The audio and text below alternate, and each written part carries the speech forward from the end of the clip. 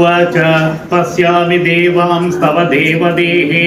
सर्वां सदा भूतविशेषसङ्घान् ब्रह्माण्डमीशं कमलासनस्थं ऋषीं च सर्वानुरगान् च दिव्यान्